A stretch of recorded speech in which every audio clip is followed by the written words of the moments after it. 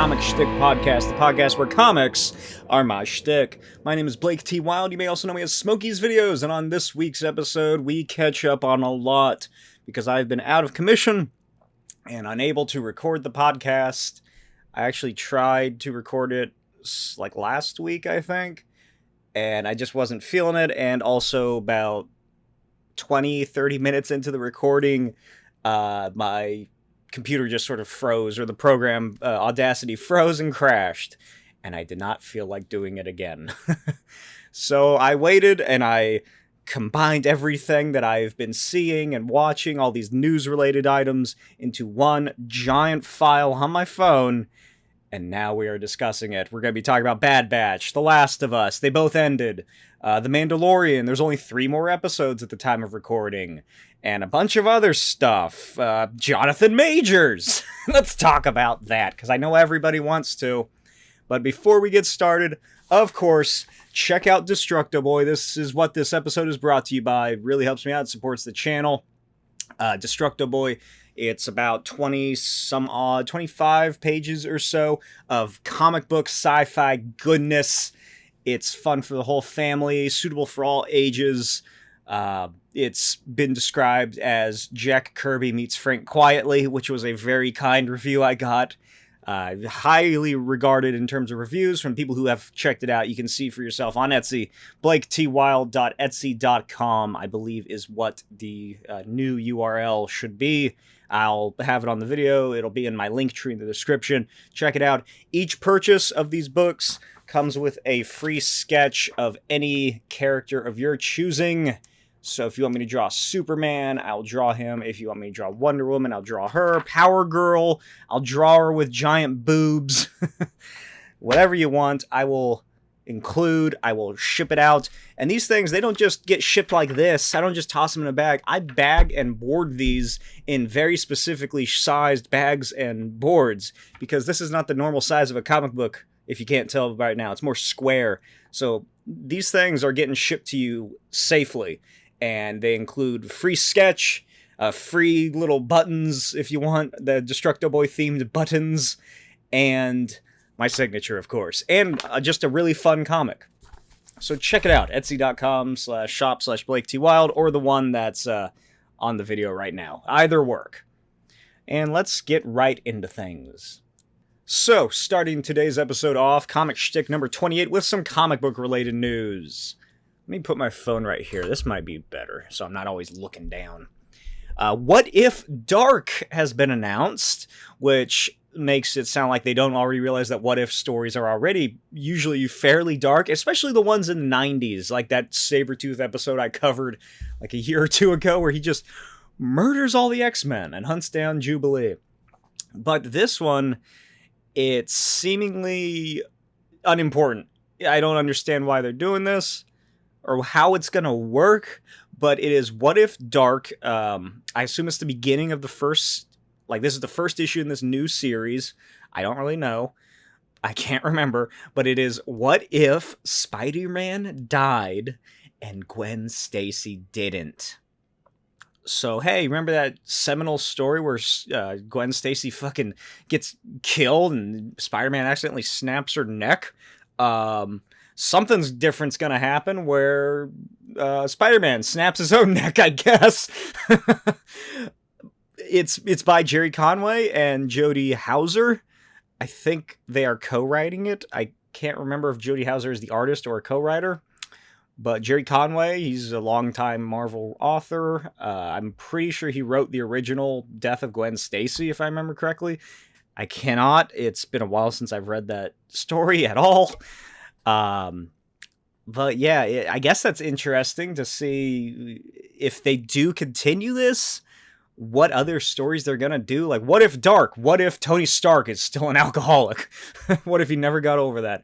What if Dark? What if Rick Jones became the Hulk? Is that dark enough? What if Rick Jones became the Hulk and Bruce Banner died?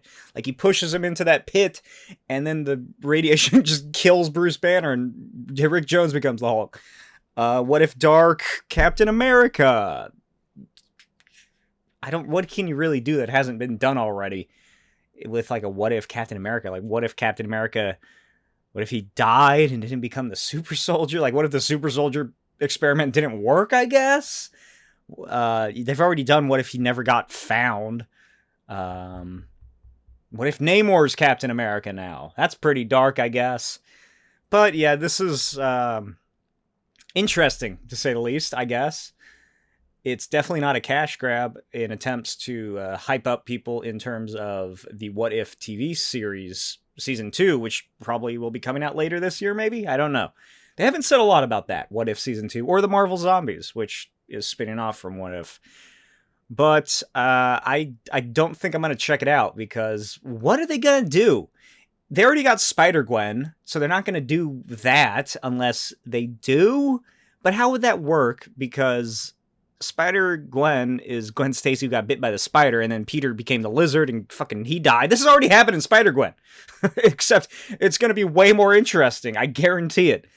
It's like, where are they going to go with this? It's a what-if story on top of that, so it's not going to get any continuation unless they make some one-off character who's really popular. It's just going to be like, it's going to be some depressing story about Gwen Stacy dealing with the fact that Spider-Man is Peter Parker. I assume she's going to learn that it was him, probably pull his mask off and be like, oh my god, you killed my father. Or I thought you killed my father. And then you snapped your own neck fighting the Green Goblin. What's going to happen with the Green Goblin? Is Peter and Norman, are they going to kill each other? Because they already did that in Ultimate Spider-Man. So what is the point of this? I don't know. Money, I guess. Moving on to some more Marvel-related news. Planet of the Apes, Alien, Predator, and more similarly themed comics will be published under Marvel's new 20th Century Studios imprint. I don't understand why. I don't get what the purpose of that is. I guess Planet of the Apes, Alien, and Predator, those are more mature stories, I suppose, is what they want to do. And that's why they don't want to just put it under the normal Marvel publications. That's the only thing I can figure, is that they want to like lean more towards, more darker adult stories, and they don't want it to be mixed up with Marvel's, they don't want they don't want all those people who flock to comic book stores after a new Marvel film is released and go, oh boy, I can't wait to go read, what's the next Marvel thing that's coming out? I don't know. I can't wait to go find this issue of Captain Marvel by whoever's after Kelly Thompson, because she's ending the run. Oh boy, what's this? Aliens? Predator? Planet of the Apes? I can't read this. I'm a 10-year-old. So that's that's the only reason I can think of, is that they just want to differentiate it, and also to to lessen the fact that they're not going to be crossing over any of these properties with the mainstream Marvel universe until they want more money, and then they're like, Guardians of the Galaxy versus Aliens, Predator versus Black Panther. That'd be a cool one. Who else? Planet of the Apes meets Beast. I don't know. I was gonna say Commando, but that's not right. Devil Dinosaur and Moon Boy meet the Planet of the Apes people. He's kind of a monkey man. I haven't checked out any of the Alien or Predator. Do they even have any Predator comics out now? Or are they starting those? I know they had the Alien ones that I did not check out because the artist is a hack who just traces everything like Greg Land. But somehow he's even worse than Greg Land. In Planet of the Apes, I don't care about Planet of the Apes. I've seen the original films, never saw the new ones. The closest I got was like watching reviews on YouTube. So I honestly don't care about these comics. So yeah, we'll see what else comes out of this. The article did mention and more from the 20th century stuff. So here's what I'm proposing. What if Marvel Comics uses this new 20th Century Studios imprint of theirs to make some sort of continuation of the Fox X-Men universe? The same way that they're making a continuation of the 90s overrated X-Men animated show on Disney+. Get those fucking nostalgia bucks in for the Hugh Jackman fans and the Professor X Patrick Stewart fans and the Anna Paquin fans, stuff like that. Like, oh, hey, we can introduce all these, it's like what they did with Smallville. Yeah, because Smallville season 11 or something like that, it was all in comic book form. It was like 3 seasons worth of comic book runs, and it was all just comics, and they introduced all these crazy characters that they never got the chance to or couldn't afford to in the actual show itself. So what if they do that? What if that's what this is building towards? I bet it's not, but that'd be cool. Okay, here we go. New Hulk creative team has been announced, featuring Philip Kennedy Johnson and artist Nick Klein.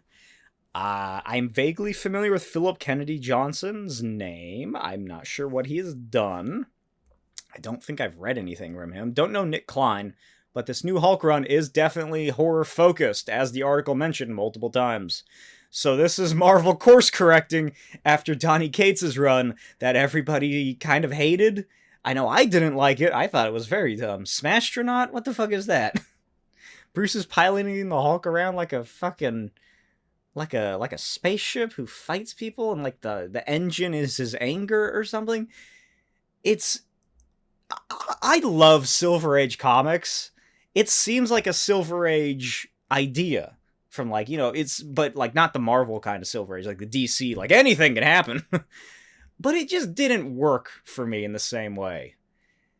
And I don't know, I felt like it kind of took itself a little too seriously. Like, it couldn't find a good medium ground to where, like, oh yeah, this is ridiculous, but here we are. It did have that cool scene with, like, the Gamma planet and, like, the evil Bruce Banner from an alternate reality or something. That was neat. But Donny Cates, he's been having just a lot of stuff happening in his personal life, I think. And he was just unable, like, there were just delays on a lot of his books. So that also played a role in this new Hulk team. I think he just had to give it up because he just didn't have the time to work on it. But I have pre-ordered this book.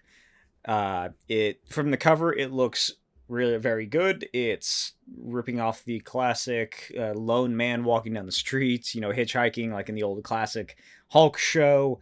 And it's a painted cover, I think. It looks really nice. It's very horror themed. The Hulk is looming over Bruce Banner as he walks away. It looks good based on the cover. And Philip Kennedy Johnson, like I said, I've heard his name spoken and discussed, and I don't think I've ever heard bad things about him. So I am looking forward to this. I liked Immortal Hulk. It was good. It was very good. And I'm into more horror Hulk stuff. I do need to check out that Joe Fixit series that's happening, though, because I really love Joe Fixit.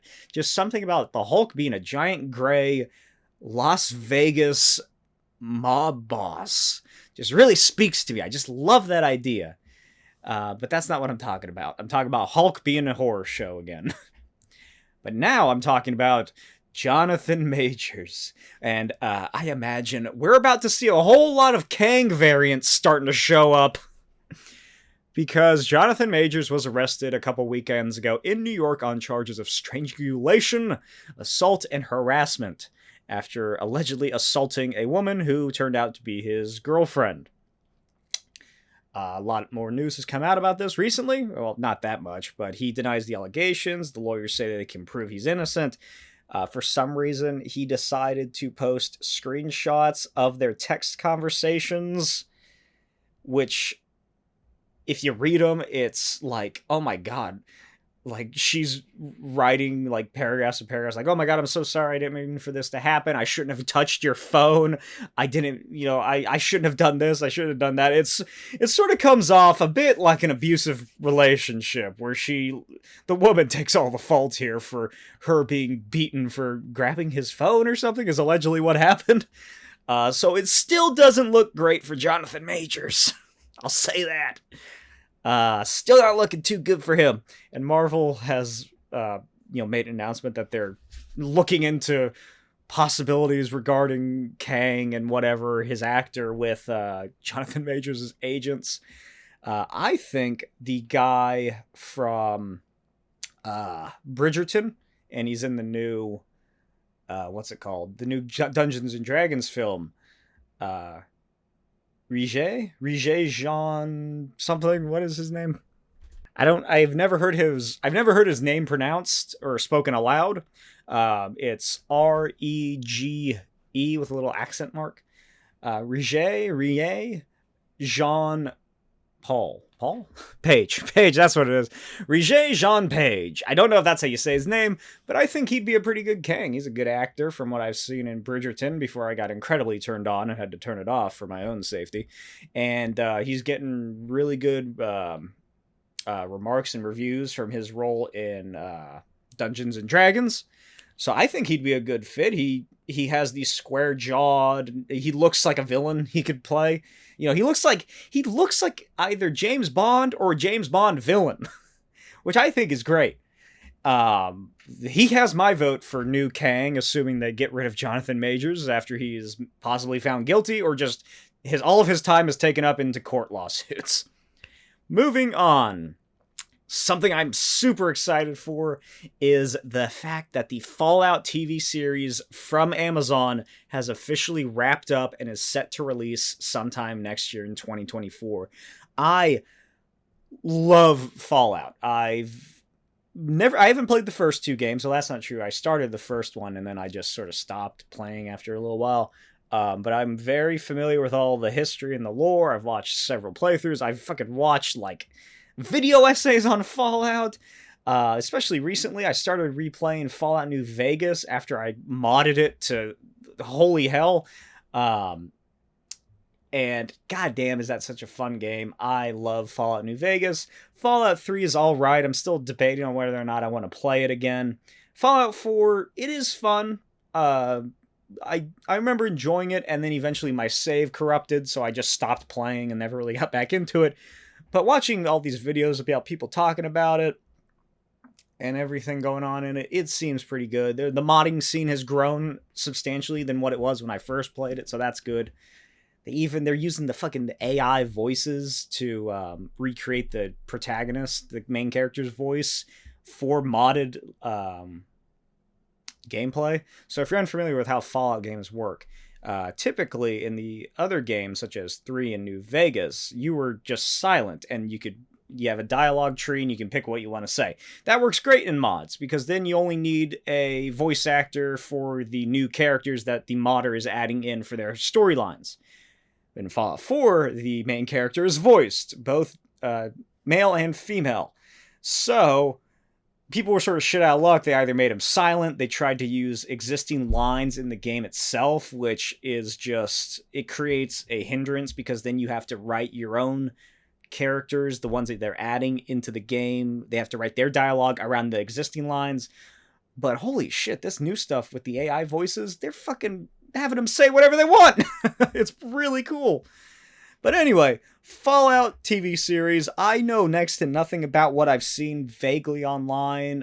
There's just like a lot of set photos. There's that video of a guy in power armor giving the director like a Nuka-Cola bottle or something to drink on set. It looks fucking awesome. It also seems like it's set both on the East Coast and the West Coast. So it's either, maybe it's 2 storylines, maybe it's a cross-country journey. That would be cool. That's something we haven't really seen in any Fallout game. The first 2 take place in Southwest California-ish. Fallout 3 is in DC. The DLC is in Maryland, just a little more south. Pittsburgh and space. And Fallout New Vegas, it all again takes place in Nevada and just the general Southwest sort of Utah region. Fucking Fallout 4, same thing as 3, really. Same thing as the other ones. It's not that far away from what I remember. So it'll be cool to see, some new scenery in the Fallout show, like different, like, Middle America. What's going on there? What happened to the radio rad hogs or something, like groundhogs that are giant and full of radiation? What's going on with them? They also haven't said if this is supposed to be lore accurate, or not, I don't know about lore accurate, but like in the same universe as the video games themselves. But it'd be neat if it was. But I am just super excited about this. I cannot wait to see it. I'm very hyped. I'm even more excited about what kind of merchandise comes out of this, because I want to buy some Fallout stuff. I hope a good toy company gets the license to the Fallout medium, because the last Fallout action figures I can remember were Funko, and those came out years leading up to, and then a little shortly after Fallout 4, and that was 2 action figures. One was the Lone Wanderer from Fallout 3, and the other was a Brotherhood of Steel and Power Armor. They're all right figures. They're made by Funko, so they feel cheap. And then for Fallout 4, they released these like little tiny Power Armor suits that you could like pop the limbs off, and you can customize them. Ooh, yeah. But yeah, I'm very excited for that. Are you into Fallout? Let me know. Moving on. Jeff Snyder, famed insider on Twitter and general social media stuff, said that he is told that Jenna Ortega has been offered the role of Lydia Dietz's daughter in Beetlejuice 2, which is happening, and it is going ahead with Burton, Keaton, O'Hara, and Ryder are back. So that's neat. Jenna Ortega might be in Beetlejuice 2. I love the first Beetlejuice. It is a great film, absolutely outstanding. I have no idea what this could possibly be. Where do you go after Beetlejuice? What do you do? Like, how do you bring that back into the fold? Is Beetlejuice freed? Does he just come back? I bet it's probably going to be like they introduce some new demon or antagonist, and then they're like, oh, we can know one person who can help us here. Beetlejuice. And then he doesn't show up, and then there's like a scene where, what happened to Beetlejuice? Something like that, I bet. But hey, it's Tim Burton, so hopefully it'll be good. Moving on, Jack Casey, from the star of Deadpool 2. I had no idea who the fuck he was when this news broke. He played Black Tom Cassidy in Deadpool 2. Black Tom Cassidy, he's the guy with the black goatee. In the comics, he has like wood powers. He's best friends with Juggernaut. He will star as Hellboy in the upcoming franchise reboot, The Crooked Man, with a script that is co-written by creator Mike Mignola. So that answers my question I had previously when I last discussed this on whether or not Mike Mignola was going to have a role in writing it or not. The movie, which is due to shoot in the next coming months, will see Hellboy stranded in a 1950s rural Appalachia with a rookie BPRD agent. There they discover a small community haunted by witches, led by a local devil with a troubling connection to Hellboy's past. The Crooked Man. Gasp. I'm very excited. I am one of the few people who did enjoy the David Harbour Hellboy film from a couple years ago. I did make a fan edit of it as well, which I prefer much more, and adds the deleted scenes, which add a lot more to the story, as it usually goes with deleted scenes. It just adds much more to the plot of the overall film. But I'm looking forward to this. More Hellboy is always a good thing in my eyes. And there's the Hellboy video game that's going to be coming out. That looks fucking awesome. Moving on to some DC-related stuff, very briefly. Clancy Brown is set to star as Salvatore Moroni in HBO Max's The Penguin series. And we also saw some leaked set photos of Colin Farrell as the Penguin. He seems to have some young protege kid that he's going to be training or working with. I don't know if this is going to be an established character. He's a black kid, so I bet a lot of people are like, it's Duke Thompson! Duke Thompson? The fuck is his... What is his name? I can't remember. So that's cool. Clancy Brown, again, always good in my eyes. J.J. Abrams and Matt Reeves' Batman Caped Crusader animated series has been booted off of HBO Max because they're fucking idiots, and is instead going to be animated and is instead going to be releasing on Amazon with a immediate 2-season order. So Amazon is like, fuck yes, we will take it and we'll give you 2 goddamn seasons because people fucking want this show. They want what has been described by the creators as a spiritual successor to the most popular superhero animated series of all time, Batman the Animated Series. Who in their right mind would fucking get rid of this? And then they look over at David Zaslav as he's fucking cranking out his camera to record some fucking 600-Pound Life sort of thing. I don't know. Or like Teen Mom show or whatever the fuck he produces. So that's very exciting. I honestly didn't even realize that it was dropped from HBO Max and was like just up in the air as to what was happening to it until that article came out a couple weeks ago. Speaking of a shakeup, though, Star Wars. Kevin Feige and Patty Jenkins' movies have been shelved, and Taika Waititi is, according to this, looking to star in his own film. I don't know what I guess that just means he'll give himself a role in the Star Wars film that he's apparently still working on. Kevin Feige, he was producing a Star Wars film, if I remember correctly, and Patty Jenkins was going to be doing the Rogue Squadron film. So I have no way. I'm ambivalent to this. The Rogue Squadron film, I feel like probably may not have been the best just because it was because of the era it was set in, which was like sequel trilogy. I can't remember if it was during or before the sequel trilogy, maybe after. But the Rogue Squadron, I feel they're best served in the era of The Mandalorian, which is, post-Empire. Because that's when the original books were established in the old canon. But hey, we don't have to worry about that anymore because it's been canned. Daredevil Born Again cast does not include Deborah Ann Woll or Eldon Henson. Deborah Ann Woll played Karen Page. Eldon Henson played Foggy Nelson. It is disappointing. Yes, I am sad that I won't get to see Foggy in this, at least in this first season. Maybe they'll bring him back in the next run of the show.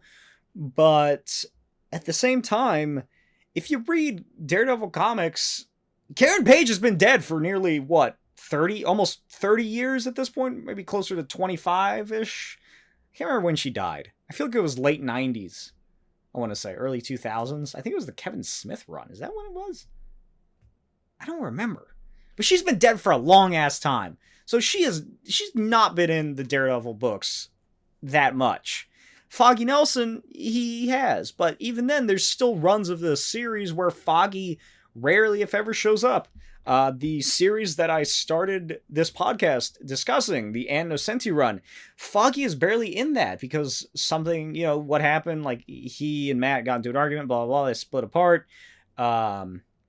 He's barely in it aside from maybe 2/3 of the way through the run is when he really starts showing up during this lawsuit chemical spill storyline where he's hired to oppose Matt Murdock in court. He's hired by the Kingpin also as just a little extra stab in the side for Matt Murdock just because, Kingpin's the guy to do that. But he's barely in that. So you don't need those characters for a Daredevil story.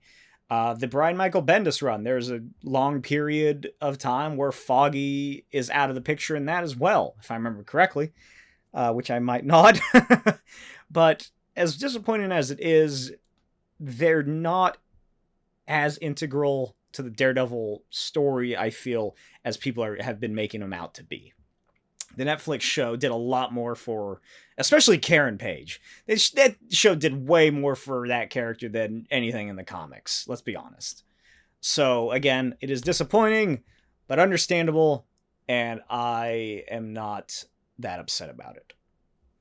Speaking of Marvel casts, Liv Tyler is returning to the MCU, reprising her role as Betty Ross from The Incredible Hulk for Captain America 4. Captain America 4, again, we'll see the leader, played by Tim Blake Nelson, star as the new villain, oldish villain. He has been in the MCU since longer than Robert Downey Jr., technically, even though he only appeared in one film before now. He played the leader, the guy who becomes the leader in The Incredible Hulk. There's a little, brief like sort of sequel comic that sees Black Widow going to the location, and like his body's gone, he's not there anymore. So he's been on the run for the past 20 something years at this point, almost 20 something years, maybe about 15ish.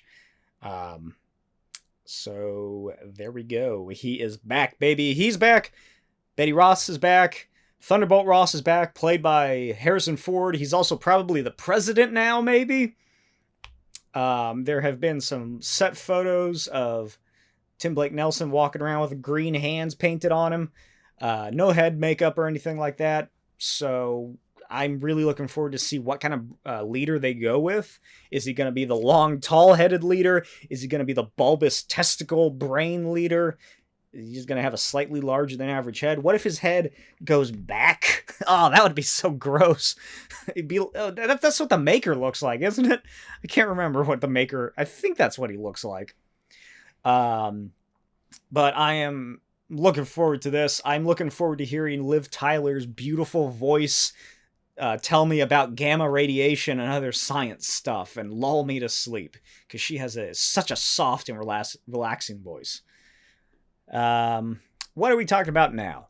X-Files. I love the X-Files. Fucking awesome show. Check it out if you have not. It is great. But X-Files, there is a new series coming from Ryan Coogler, who is the director of Creed and the Black Panther films. And is continuing the tradition of a prominent, successful black director taking a weird sci-fi show from the past and redoing it. But hopefully this will be better than Jordan Peele's Twilight Zone, which I never watched, but apparently people did not like it. Apparently it wasn't that great. Not a lot of information about this new X-Files is coming out yet, at least to my knowledge, so I don't know if it's going to be another continuation, because goddamn, they did the original series, they did like 2 movies, I think, and then they did the rebooted series from like the past, when was that? It was like 2016ish or so. They did another X-Files series. I can't remember when that came out. So is this going to continue from there, or is this going to be same universe, just different characters? I hope that's what it is. I hope it is the same X-Files verse, as opposed to a hardcore reboot with entirely new cast of characters. But something that does not have a new cast of characters is the Scott Pilgrim anime series coming to Netflix, because it is literally the entire cast of the Edgar Wright film are voicing the same characters that they played in the film. There's no real footage or anything of it yet. They just made the announcement recently. I'm looking forward to it. Scott Pilgrim, it's a fun series, fun movie. It's going to be a fun anime series. So I'm looking forward to see what happens. The Haunted Mansion trailer. Oh, yeah, this is how you know these are some old notes, because that came out, almost a month ago? The Haunted Mansion trailer starring Rosario Dawson, Owen Wilson, Lakeith Stanfield, Tiffany Haddish, and Danny DeVito star in the film. It looks a lot darker than I expected it to be. The old Eddie Murphy one, it's not that great of a film. I enjoyed it for the most part, mainly due to the spooky, creepy horror aspect of it. Like the creepy cemetery, the ghost stuff, the busts that sing. But this one, it looks like it's a full-on, almost dark comedy, if not like a PG horror film. It looks really good. And that's all I'm going to say, because I want to move on. Scooby Doo and Crypto 2. The entire film leaked online, and apparently everybody was going off about how, it's another one of the canned Zaslav movies. But apparently not. It was allegedly it's supposed to release sometime later this year, around September. But somehow it just got entirely leaked online, and I did not get the chance to watch it. But it sees Scooby-Doo crossing over with, like, the Justice League and Crypto for the most part, and, like, the Legion of Doom is there, and it looks pretty good.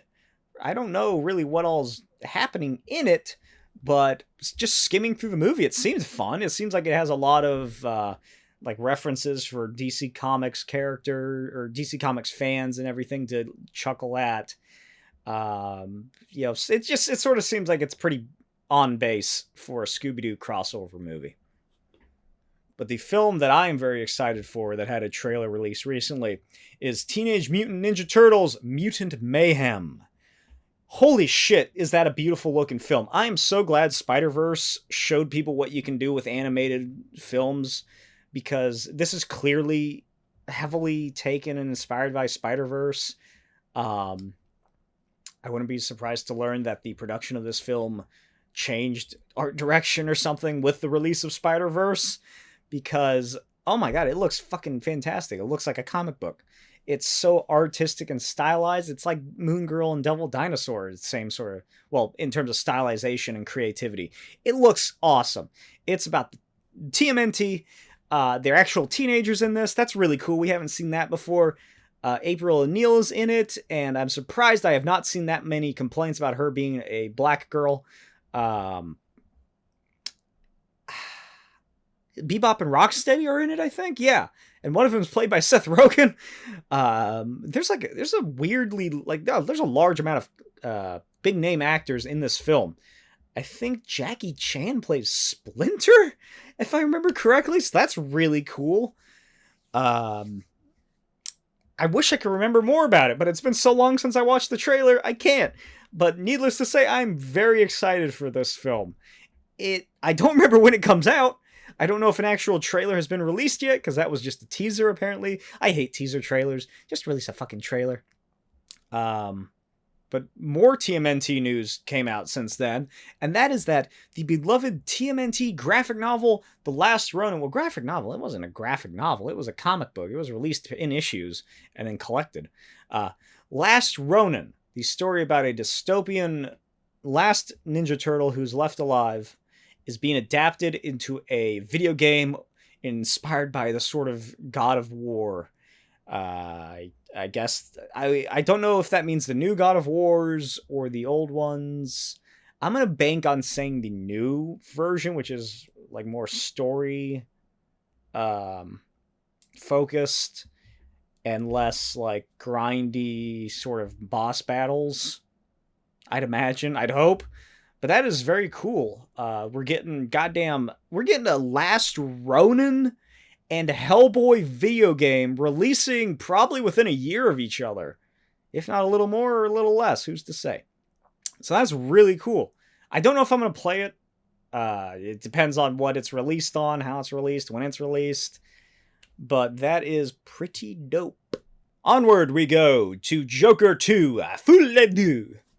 Joker 2 leaked set photos. There's 3 Jokers for some reason. Arthur in the present, Arthur before he becomes a Joker, and then Joker. I assume it's a Birdman situation where he's hallucinating these other Jokers, because in the leaked set footage, we see Arthur climb out of a car, and then the 2 other Jokers follow him out of the car, and he's running down this busy street getting chased by them. And then, like, the cops round a corner, and one of them I assume is going to get hit by a cop car, but they didn't do that tangibly because he just takes a hit and flies away from nothing. So I assume they're going to add that in post-production, or something's going to happen. I don't know what the fuck. He hits this guy, but he gets hit to the side and falls over, and that's past Arthur, and then Joker sort of stops and keeps running after Arthur Fleck. But the interesting thing is that in the footage, we then see the past Arthur, like, when the camera gets far enough away, he sort of, like, ducks and hides behind something, like a different car, until they stop the footage, or they stop filming. Which, again, it makes me think, like, maybe, Arthur's hallucinating all of this. Because there's some more stuff that's been released showing, like, protesters who want a free, like, holding up signs that say "Free Joker." Harvey Dent's going to be in this film based on the signs that say Harvey Dent is a clown or something along those lines. We've gotten more stuff from Lady Gaga as Harley Quinn. She's going to be going to, like, court hearings or trials or something. I don't know. But I'm thinking this scene specifically is going to be Arthur in, like, a cab or a car, and he's going to be hallucinating. There's going to be, like, the Joker is going to be, like, his devil, and then Arthur Fleck is going to be the angel, something like that. And he freaks out, jumps out of the car, he's running away, he thinks cops are after him. The cops turn out to be, they might be real, they might be fake. But I feel like the camera's going to follow him down the street. Arthur 2 gets hit by a car. Arthur 1 keeps running. Joker keeps running. They follow that, and then they turn back, and then, like, the street's going to be empty of the cops and the other Arthur 2. And it's going to be like, oh, he's fucking hallucinating all this. Nothing's actually after him. In regards to Harley Quinn, there are also leaked footage of her from the outside of the set. You can hear Lady Gaga singing a song on the Arkham set. Seemingly is what people have been saying it is what is happening. There's footage of somebody going through recording the Arkham Asylum set. And this is going to be a fucking nutso film. What is happening? Also, when does this take place? Because the first one was like 84 to 86. Because there was the trash strike, which was influenced by the real life New York trash strike, which happened around that time, like 84 to 86. So how many years after the first film does Joker 2 TLOU take place? Is it a year? Is it in the 90s now? Has it been a couple years? How does Joker get out? Is he just released? Like, is it after his sentence is up? Is he released? Is he break out? What is happening? I guess we're gonna have to watch and find out. Zack Snyder had his weird announcement, which I correctly guessed was a commentary / screening of the Snyder Cut. But it is also a screening of, I think, Man of Steel BVS as well. It's April 29th to the 30th. It is some sort of SnyderCon. Apparently, the funds being raised do go to suicide prevention organizations, or one organization in particular. I'm not quite sure. So that's cool. And, you know, it's unfortunate what the people who really are vocal about the Snyder Cut and Zack Snyder himself, his vocal fan base is like. But at the same time, it is good that this money is being raised for charity, even if that might be a charity write-off for their taxes. Andrew Garfield, Oscar Isaac, and Mia Goth are in early talks to star in Netflix's live-action Frankenstein movie, which Guillermo del Toro will write and direct. Can't believe it's taken him this long to do a Frankenstein movie. But this does make me wonder who is playing who. Is Andrew Garfield Dr. Frankenstein? Is Oscar Isaac Dr. Frankenstein? Who plays the monster in this situation? Because I bet it's not Mia Goth. She's going to be playing Victor Frankenstein's weird adoptive sister / wife. Which is what happens in the book. I imagine this will also be closer to the book itself. Well, maybe it won't. He always talks about how he loved watching the old classic Frankenstein movies, and that was not very close to the book because Frankenstein was just a mumbling moron. In the book, he's intelligent. I am going to say that it's Andrew Garfield as Victor Frankenstein, Oscar Isaac as the monster, or maybe neither of them play the monster. Maybe it's one of them is Victor Frankenstein, the other is Victor Frankenstein's best friend, whose name I can't remember, and Mia Goth plays Elizabeth? I can't remember what his wife's name is. But that's really cool. Looking forward to it. His Pinocchio film, awesome. Exquisite. Loved it. MCU rumors.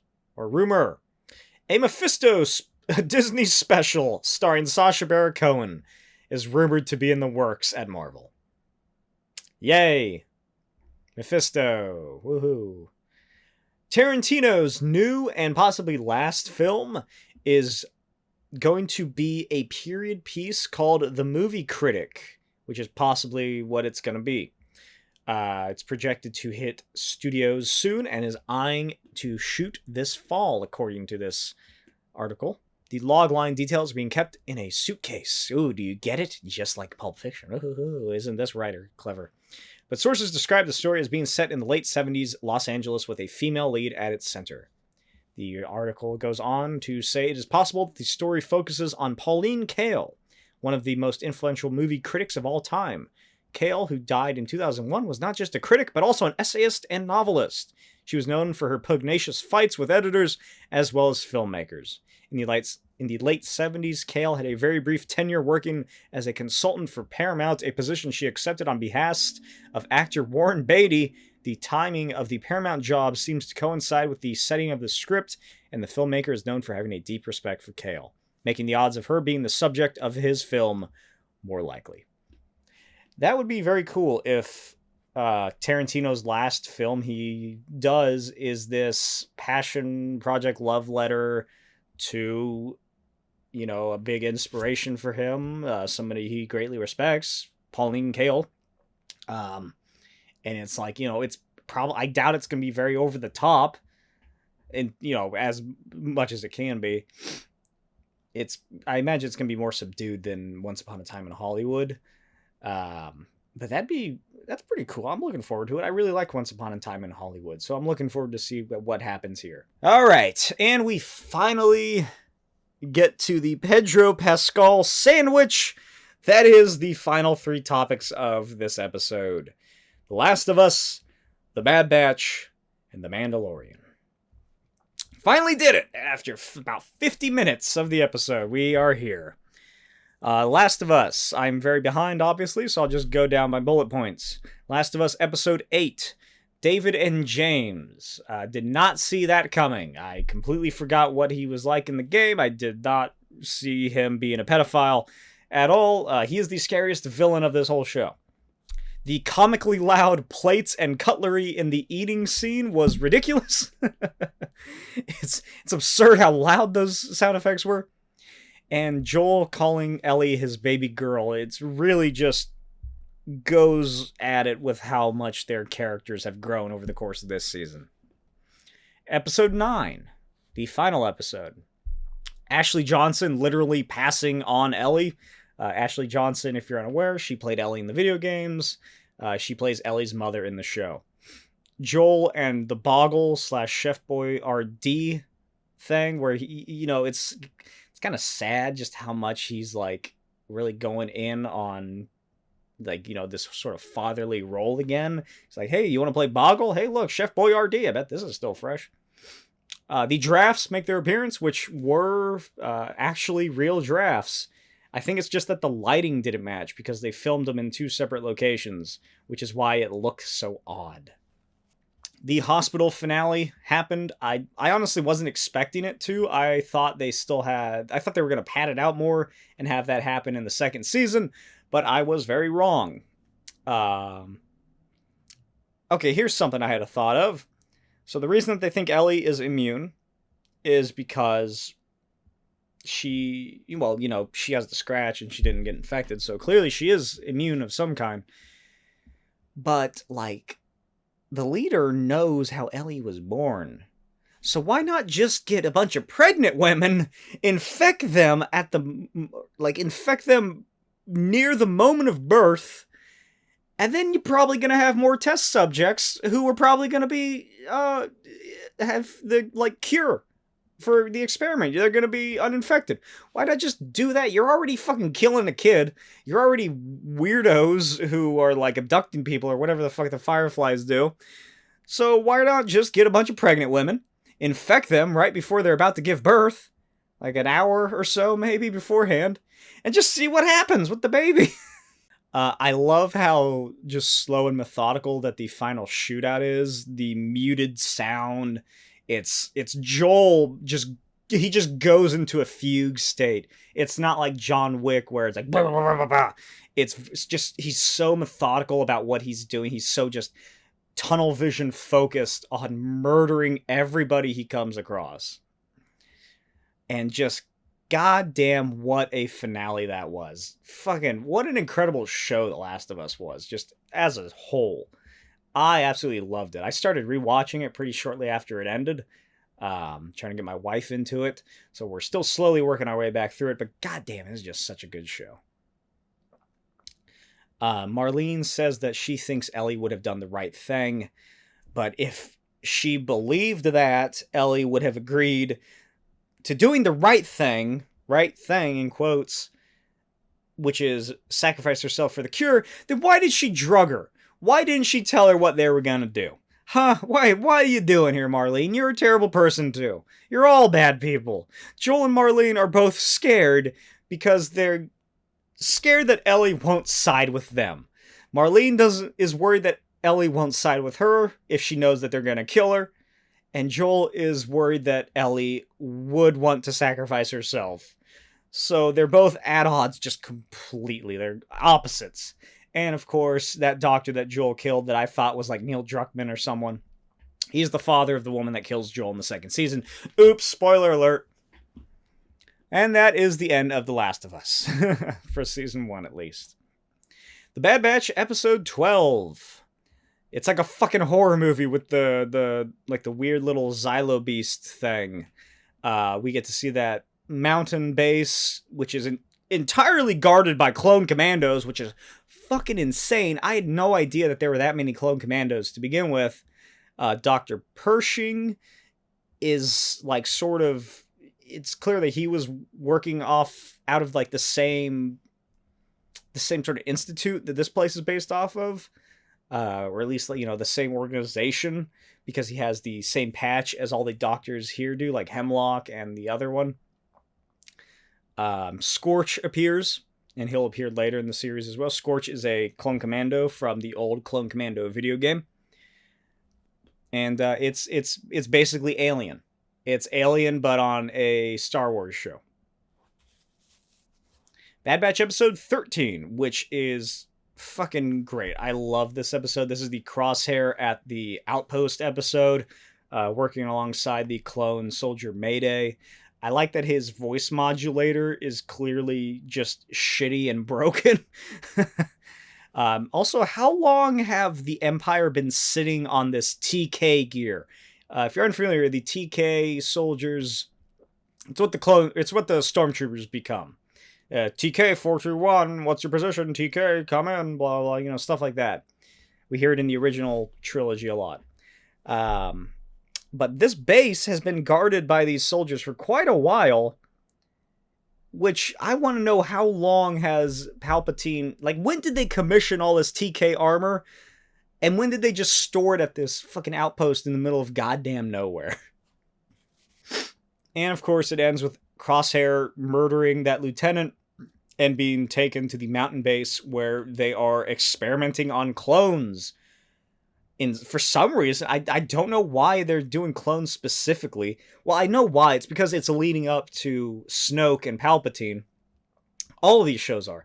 Bad Batch is, Mandalorian is. It's just showing how Palpatine and Snoke, by extension, were so easily able to restructure themselves into the First Order, which we see quite a lot in The Mandalorian through the bureaucratic bullshit that the New Republic is going through, just like in the comics, honestly. The old EU, I should say. But, my god, like, holy shit, the Emperor's been working on this stuff for a long time. And they still couldn't get it right. They get the Force thing. They eventually work out how to clone a Force user, which is what this is all about. With Snoke. But he looks like Snoke. For some reason. It just doesn't work. They get and they also get the clone body of Palpatine, I guess. But they just can't get it to work for some reason. They get the Force abilities, but the bodies just deteriorate so fast. All in all, that episode, what is it, 13 of the Bad Batch Season 2, I think that was my favorite episode of the show. I really enjoyed it. It humanized Crosshair more. It showed that, he had his chip removed because he thought it was the right thing to do. He's following orders, and it shows his progression. I wish we got more of his progression into realizing that, this isn't a good thing that he's doing. The Empire doesn't give a shit about him. He should not be following these orders. He should have just gone with the rest of them. But he did not.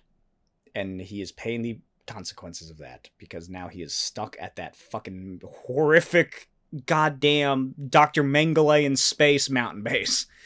Episode 14 features Echo and Gregor, Tech being a dad, and Space Dr. Mengele shows up, aka Dr. Hemlock. I really like Dr. Hemlock as a villain. He's just off-putting. And the final two episodes, I should say. There's a fun little THX 1138 reference where they're talking about some sort of sensor module called 8311. We see Eriadu, I believe, which is, I'm pretty sure, the planet from Rogue One that the team go to assassinate Jyn Erso's dad on. It's that rainy planet with all the giant high mountains. Apparently, what's his name? Tarkin had a base there for some reason. We see young Krennic, who's actually voiced by whatever his name is. I can't remember. And I thought one of those guys was the client who was Werner Herzog's character in The Mandalorian, the first season. I thought it was that guy because the face model looked a lot like him.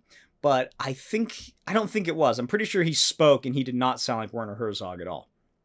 Saw Gerrera makes an appearance, again continuing to be an insurgent, and he is already fighting the Empire. Just boom, right off the bat, he is bombing their secret bases. I love how stone cold that Tarkin is. People are bombing the base, and he's just sitting there silently. Sit down. It's fine. We'll handle this. Very good characterization for Tarkin. I love all this Tarkin content we're getting. And of course, oh my god, was this episode fucking depressing. Last two episodes. Because Tech dies. He sacrifices himself to save the others.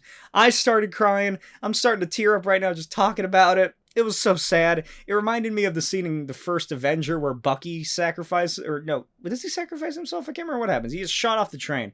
It was very similar to that, but I hope that they don't bring Tech back as some sort of Winter Soldier in space. I hope that he does stay dead. I imagine most of them will die. Because where are they going to go, really? I guess back to that ocean planet eventually, but like, where are they going to go? There's no mention of them in Rebels, so what the fuck? All we see in Rebels is Rex, Gregor, and Wolf, and at that point, they're already really old, so God knows what's going to happen to the Bad Batch. I assume that we're probably, season 3 of most of these shows, Rebels, Clone Wars, it's where it really starts to pick up. Usually is late season 2, early season 3 is where it just ramps up completely and just starts fucking heavy hitting almost every goddamn episode. So I assume as this show goes on, we're going to see the Bad Batch get whittled away slowly and slowly until it'll probably just be Omega. Maybe Wrecker? Probably not Wrecker. I imagine he's going to have to sacrifice himself as well. But I do not see the Bad Batch surviving the duration of their series, unfortunately. And I really hope that they don't bring Tech back, because that just... they stop. Don't bring these characters back when they sacrifice themselves like this. Even if it's some sort of like, we saved his brain and put it into a evil machination for the Emperor. He is Snoke, ha ha ha, something like that. Don't do that, please. You already kind of did that with Echo to begin with. But goddamn, is that depressing. And also, it would make his sacrifice mean nothing if they brought him back. Sid fucking sold him out. God damn it. This is why you never trust a goddamn Trandoshan. They're sneaky lizards. Don't trust them. Don't trust a fucking Trandoshan. God, I hate her so much.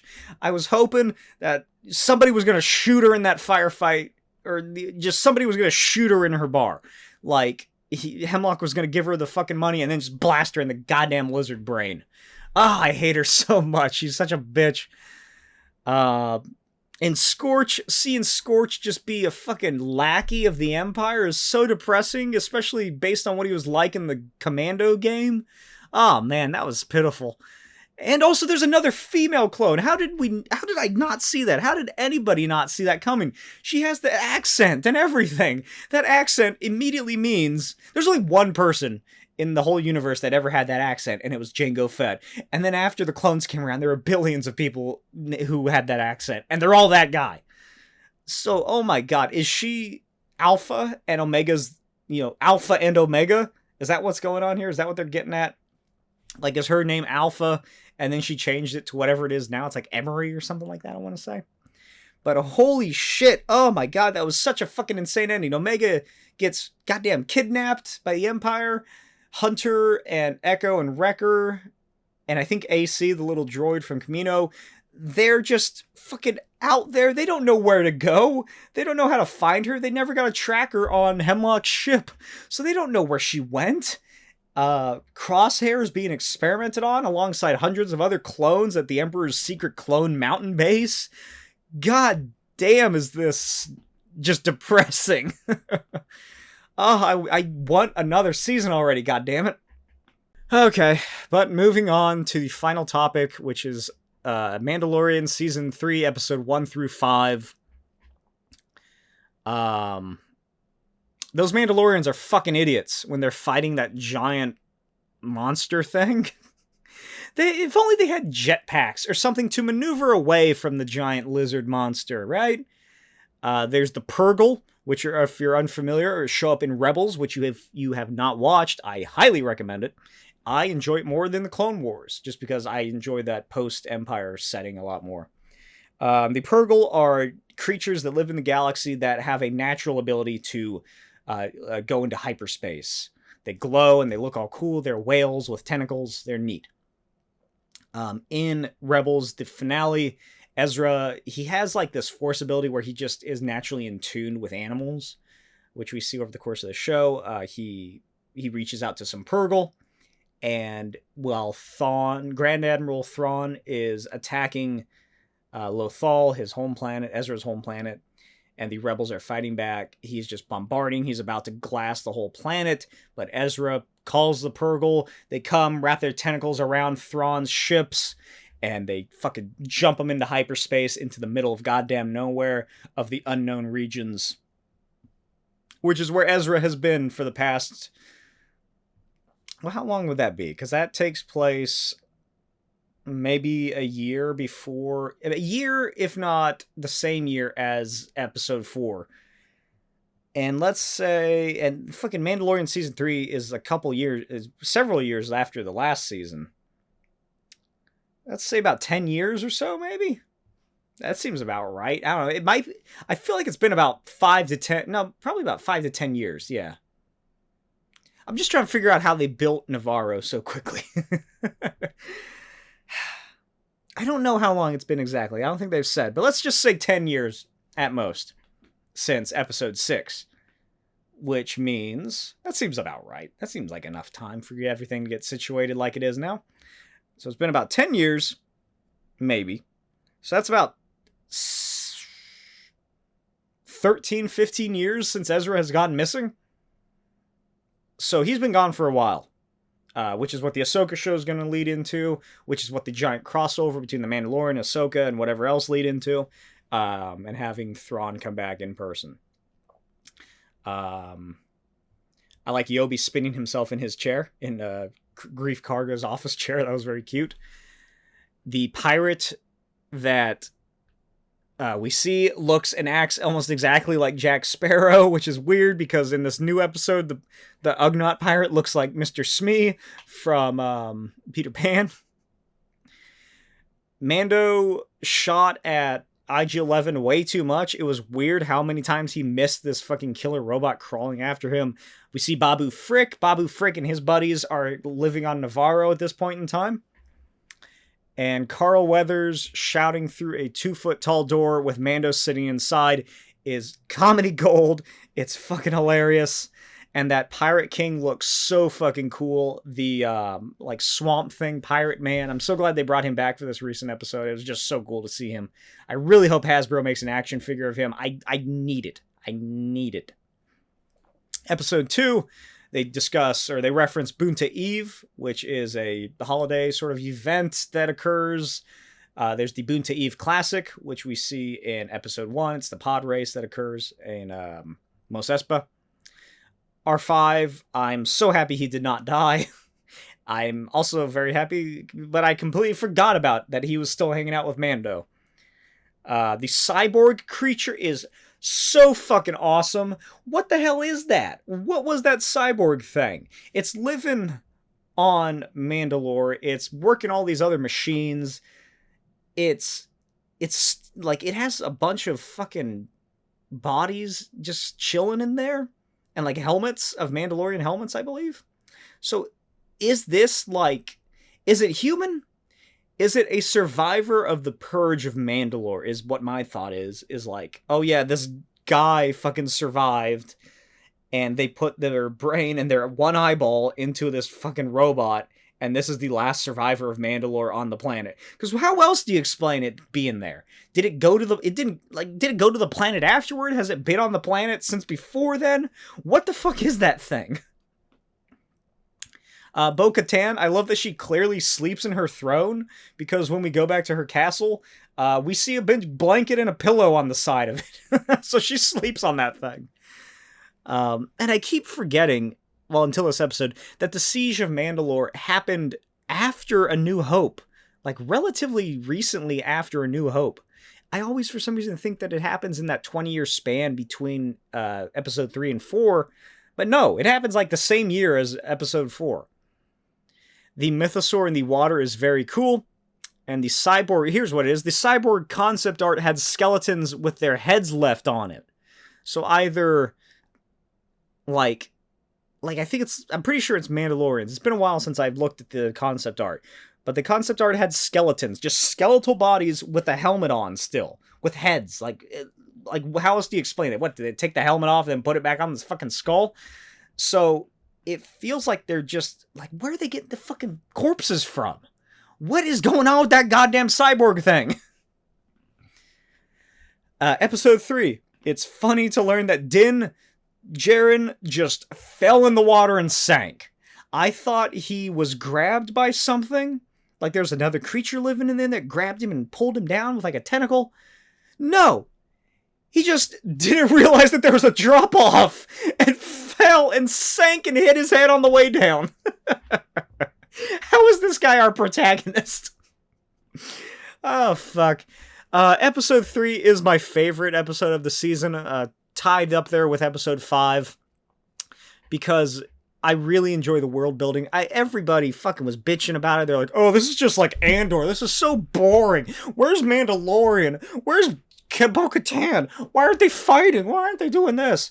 Jesus Christ, guys, what the fuck? Do you not understand storytelling? Do you not understand where they're going with this? They're building up the fact that the Empire, even though they're defeated, they're working towards something. They gotta build to the sequel trilogy here. They gotta fucking create all this other shit that J.J. Abrams did. They gotta somehow mix it, like, connect it into here. And, oh my god, it pains me when I see people just not enjoy interesting stories and, for lack of better terms, world building, and they just want, oh, I want to see a fight, I want to see cool action, I want this and that. Like, god damn, come on. It's the Star Wars version of Operation Paperclip, if Operation Paperclip was more in line with Hydra's operations in the MCU, which we learn again in episode 5 is exactly what's happening. The Empire's pulling a Hydra. Who could have seen that the former space Nazis would still be space Nazis? Nowhere is the Mandalorian taking place over several years evident more than in Dr. Pershing, who, in this appearance versus the last time, he has clearly aged a lot. He's graying in his hair, he just looks physically older. I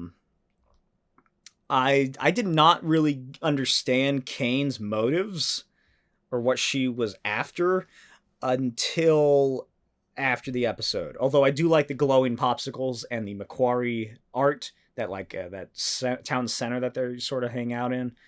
That's from the original Ralph Macquarie art for, I think, episode 6. It showed up in the Clone Wars. It showed up in Mandalorian twice. But anyway, I did not understand what Kane's motives were until I stopped to think about it at the end of the episode. And that is, Dr. Pershing was a he was a loose end. He was going out and holding public talks about what the Empire had him working on. The cloning stuff. The Force cloning stuff. The stuff to clone the Emperor. And if, they don't want that to be fucking revealed.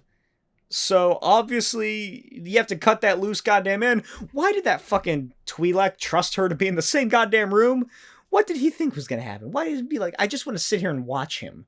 And he's like, fucking okay, I don't get paid enough for this shit. And he just left, and she goddamn cranks it up and just scrambles the poor Dr. Pershing's brains. Well, I say poor Dr. Pershing, but he's also a crazy fucking Nazi scientist in space. So, yeah, I guess it was okay. But, oh my god, I did not see this coming with, the Empire working from the inside of the Republic. I honestly did not expect that. I like seeing what's happening on Coruscant. I like seeing what's happening post-Empire and New Republic, how useless the New Republic already is. They did the disarmament. They aren't actively working on protecting people. There's pirates. There's rumors of more Imperial remnants still around. There's like Tim Meadows talks about in the new episode about how they have a backlog of like, oh yeah, we have a backlog of all these core worlds that we have to help first. I guess if we can get to fucking, what is it? What'd you say it wasn't? Navarro? Sure, I'll put it on the list, but it's a couple months from now until we'll be able to get there. Maybe.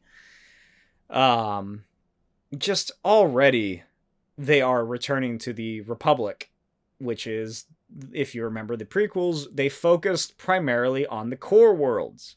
Aside from if there was a specific like strategic target in the mid to outer rim during the Clone Wars, they would focus on that, but that was primarily a strategic position rather than that of goodwill. Episode 4 has Ahmed Best reprising his role as the Jedi Academy Challenge Jedi, which was a kids' obstacle show, sort of like game show from a couple of years ago, where he plays the same character. I could not believe that they canonized him into being a fucking actual Jedi. It was so fucking cool to see him back. How did the Nabooian officers know what was happening? Because, like, the scene happens pretty immediately after the purge, or during the purge of the Jedi Temple. So, I want to know what's going on here. Clearly, they are trying to get Grogu, out of there, which is why he has that goddamn whole entourage of Jedi leading him out of the temple. He's important for some reason. They need to get him out. But how? What are the logistics of this? Did Ahmed Best's character Beck, did he radio into somebody he knows that's on planet that's part of the Naboo security? Because they were waiting for him when he got to that landing platform. It's not like he just showed up and they're like, hey, what's wrong? They were waiting for him to get there. They told him like, yeah, the ship's ready to fucking go, man. Let's get going. It's like, what did they know that we don't? Like, how did they so quickly set up this extraction is what I want to know. Like, what was going on here? And where the fuck are they going now? Where does Grogu go now? Where did Beck take him? Did they go back to Naboo? That seems like a bad idea. I don't know. I wonder, like, I want to know more about how Grogu got to where he was at the beginning of season 1 of The Mandalorian. And we will, but I want it now. The Mandos also hunt that giant raptor thing, and I guess it must have some kind of secondary stomach to hold its prey for its children, because that kid was in there for about 2 goddamn days. Really, seriously, like, what the fuck? Why did they take so long to go after their son, or his son? Like, it took them fucking 3 days. I like that the younger the Mandalorians are, the wider their visors become. Or like the younger they are, the wider the visors are, and then as they age, the visors get less and less. I assume it's to acclimate them to wearing the helmet.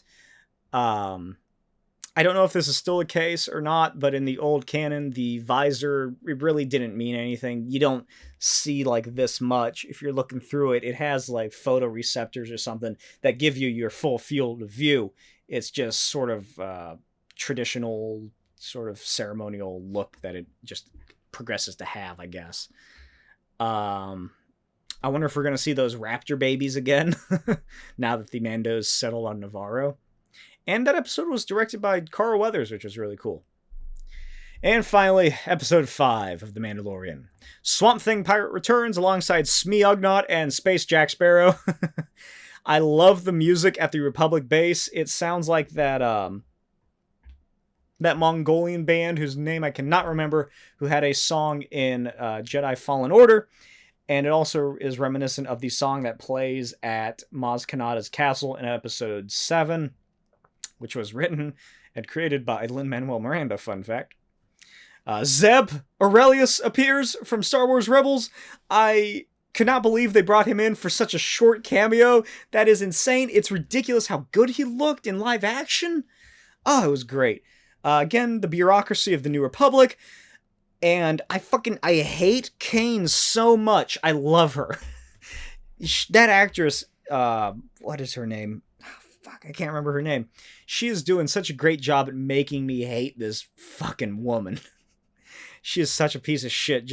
She goes into this fucking meeting between her higher up and a New Republic pilot, and she's like, "Hey, what can I get you for lunch?" And then she just stays there. Like, what the fuck? There's more Moff Gideon talk, and there's more, rumors say that Moff Gideon never reached his trial. What the fuck is that about? Carson, Appo, what is his name? Appa Carson? Something like that? I'm pretty sure his last name's Carson. He is awesome. He's a great character. I love him. I need an action figure of him. He is so cool. I love his jacket. His fucking bomber jacket looks fly as hell. I do wonder, though, if Gina Carano didn't start spouting crazy, if she would have had his role in this episode. Like, if in the reality where Gina Carano doesn't get fired or quit or whatever has happened, and she doesn't go off to make shitty B movies, not even B movies, gotta have like F movies that make about $800 off of an $82,000 budget. If she was still on the show, would she have been the one to go to Mando and like try to recruit him, or go to would she have been the one that Grief Karga contacts, or he tells her to go, you need to go to the Republic and get us help, blah blah blah. I imagine that's probably what would have happened, but I really like Carson a lot better. We finally got the scene from the trailer of the Mandos assaulting Navarro, and holy shit, was that scene cool. The Mando strike team was fucking awesome. I love how it was a brutal scene. I love how strategic they were, just fucking moving down the street, taking out drunk pirates here and there. One fucking Mandalorian used his grapple launcher to fucking snap a dude's neck or something. Oh my god, he grabs the guy as he's running away, and the dude just slams onto the ground and kills him. There's the holiday special Boba Fett armor one of the Mandalorians is wearing, which is you don't see him that much. It's only one scene, but it's clearly those colors. It's like the tan chest and the bright blue fucking helmet. I imagine 100% that scene at the end where Grief Karga is giving them that tract of land and being like, you may not have a home world, but you have a home. 100% those Mandalorians are crying under their helmets. I even started to get a little teared up at that scene as well. And I do like that they're moving on to be not as dogmatic as they were, because, now that they finally have a place that they can actually settle down and not have to worry about constantly moving, the armorer is like, yeah, no, we need to not be as crazy. We need to start actually rallying all the tribes together to go back to Mandalore. Which, what does that mean, taking back Mandalore? Because aside from those weird orcs that are living in the caves, it's not inhabited. It's not like the Empire set up a fucking outpost there and have it quarantined. So what does taking back Mandalore really mean? I guess just organizing our effort to rebuild it? And again, we learned that the Empire's doing some goddamn Hydra shit. They are working from the inside. They are building themselves back up. This episode again shows us how they were able to fucking form again the First Order in the outskirts of the universe, in the unknown regions specifically. But again, the unknown regions is sort of where all the Empire's elite went, and then they came back and started doing stuff in the outer rim of the edge of the galaxy. And by that point, they started building themselves back up. They do outer rim a little bit. Oh, there's fucking rumors that there's a new empire, like Imperial stormtroopers ransacking places in the outer rim. It's nothing. Don't worry about it. You're being ridiculous. So we're getting to see how the First Order was able to so easily just come back into existence as an empire. And it's obviously not the Mandalorians who stole Gideon. They barely have any Beskar to begin with. Come on. Like, the Mandalorians kidnapped Gideon? Oh my god. Absolutely not. Maybe the Imperial Super Commandos, which we see in Rebels, were Mandalorians who did side with the Empire? Maybe. But absolutely it is a frame job by the Empire to the Mandalorians. They are framed completely in this situation. And that is all I have to say about that. What are your thoughts of the Last of Us, Bad Batch? Did you watch Bad Batch? I feel like I didn't see a whole lot of people discussing it. And Mandalorian. I'm really digging this season of Mandalorian. I really enjoy it. The stakes are being leveled up higher and higher. That's what I really like about episode 3? Yeah, episode 3. Is that it's raising the stakes more. It's not just the Mandalorians are doing their thing. It's, oh my god, there's this huge problem in the galaxy, which is that the space Nazis are working their way back into power, and the New Order, the New Republic, is not doing anything about it. They're welcoming them in. There's even that scene where one of the guys is like, yeah, give them time. And the galaxy will come crawling back to us, crying with open arms, welcoming the Empire back, baby. Something like that. It's just, the stakes are just so much higher in this season, and I'm really digging it. I really like it. So again, let me know what you thought of in the comments below of any of these topics. What are your thoughts? What are your theories? Who do you think broke Gideon out of that extraction? Maybe it was the team inside that was transporting him, because the pilot, Carson, he says that he only sees the flight crew, which I don't know if that means specifically the people operating the shuttle or the people that were also guarding him. But what if it's like, the guards on the inside were working for the Empire and they fucking broke him out while they were halfway through space? What if they broke him out in hyperspace and then they come out of hyperspace and the ship's all fucked up? I don't know. What are your thoughts? Let me know in the comments. As always, check out Destructo Boy issues 1 through 3 on sale now. BlakeTWild.etsy.com. Check it out. Really helps me out. $9.99 plus shipping and handling. If you purchase all 3 issues, you do get 3 head sketches included of any character you're choosing. I'll draw the Mandalorian. I'll draw Grogu. I'll draw the Palpatine. I'm slowly losing my mind as I speak. But I hope you enjoyed this long catch-up episode. And I'll see you next time for more...